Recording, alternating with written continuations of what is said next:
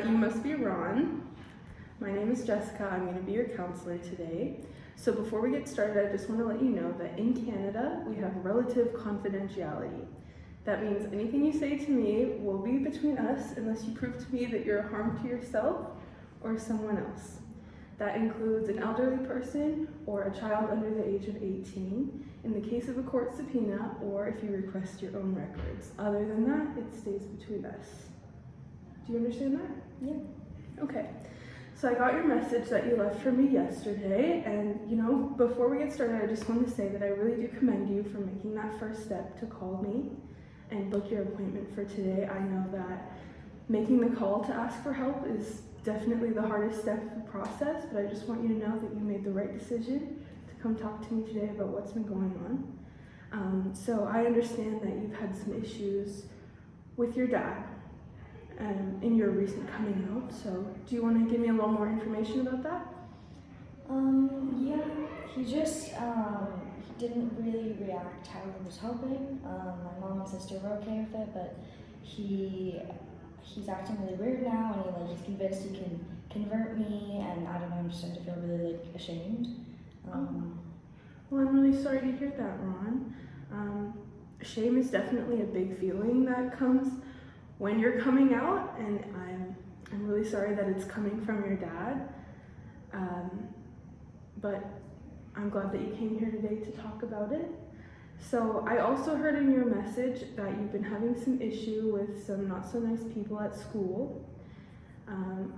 There was like a bullying situation. So wanna give me a little more information about that? Yeah, I guess some people suspect or found out that I was gay, and they really ostracized my friends and I, which I feel bad for even getting them involved just for being friends with me. I don't know, and they've started to get pretty violent, and it doesn't seem like anyone really cares. Oh my goodness, I'm sorry to hear that.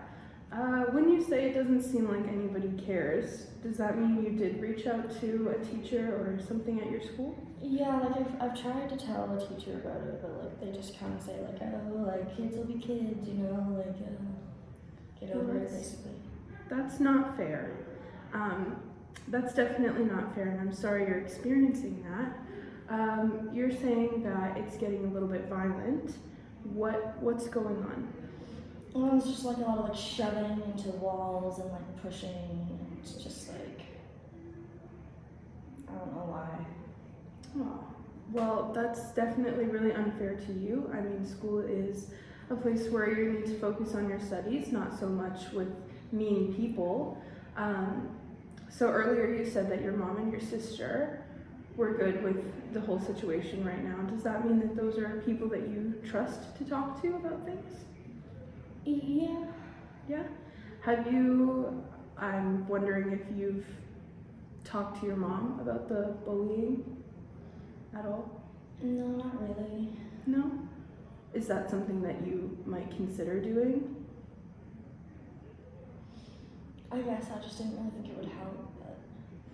Yeah, I mean, I get that. I remember being 17 and not wanting to get my mom involved with things at school too, but do you think that maybe your school would react differently to your complaints about the bullying if you had someone like your mom or your sister who's in the same school kind of to back you up? Yeah, maybe having my mom come in would be beneficial. Okay, I think it would be too. So I just want to do a quick summary of what we talked about so far, just to make sure that I know that we're on the same page. So you recently came out. Your dad is not so cool with it and has been putting kind of feelings of shame on you. Mom and sister are okay with it, and there's some suspicions going around at school that is causing some bullying. Mm-hmm. Is that all so far? Yeah. Okay. So do you feel like the situations right now are affecting you at all academically? Kind of, yeah. I've kind of started skipping school more since I don't really like being around there, and it is affecting my grades. I used to think I was a really good student, but no, not really. Not really? And how are you feeling about that? Well, I guess like I'm feeling like there's not really a lot of hope for my future, so what's even the point? I'm sorry to hear that, Ron. Is there any way that you've been coping with, the stress of this situation and with the grades? Well, I've been smoking weed a lot. I also, I still do a little bit of my poetry. Okay. Well, poetry and like any kind of creative writing is a really good way to cope with high stress situations for sure. So good job on that. You say you've been smoking. You're smoking weed? Yeah, And how often would you say you're smoking? maybe even daily now. I don't really know. Daily? And are you doing anything else like drinking, any other substances at all? Yeah, I drink sometimes as well. Okay. Do your parents know about any of the smoking or drinking? No, I'm afraid to tell them. I feel like my dad especially might even just kick me out, and I don't want to, put more on him at this point. He's already not happy with me. So you don't think it would be safe to open up to your parents about that?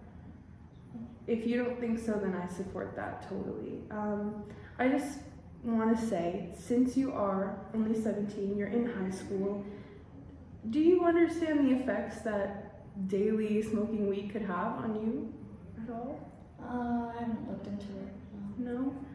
Well, smoking that much weed for a prolonged period of time can have some effects on your memory, poor decision making, loss of motivation. It could put you at a higher risk of having depression, anxiety, and things like that. I think it would be beneficial for you to really think about if those are things that you'd like to deal with for long term.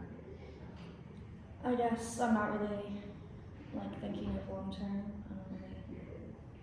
I don't think of my future anymore. No? Well, Ron, I will say at the end of your message, you said something about feeling like you're ready to give up. And that was concerning for me to hear. So I'd like to see, what did you really mean by give up? I don't know. I guess less so dying and just not existing. I don't know. It's too much. But I don't have plans. It's just So are you thinking of killing yourself? not more just not existing. I guess I don't know. Okay, so you're saying not really considering suicide. Did you have a plan or any means to do that at any point? Okay. So Ron, it looks like our time is slowly coming to an end. And I want to say thank you so much for coming and opening up and talking to me about these things. I think it was really brave of you to come in here today. As you know, at our agency, we do have a lot of support groups for people who have just come out or are questioning. Unfortunately, it is very common for people to have these kind of issues at home. Would you be interested in coming to one of our support groups at some point? Yeah. Do you think that would be helpful?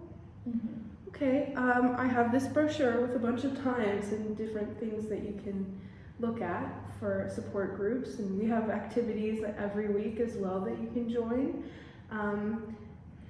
Do you think that coming back for another counseling session would be something that would be helpful for you?